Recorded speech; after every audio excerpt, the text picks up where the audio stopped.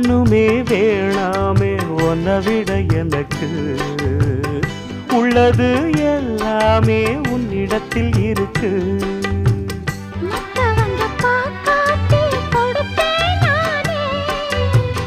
இப்ப இங்க ஆடேது ரகசியம்தானே.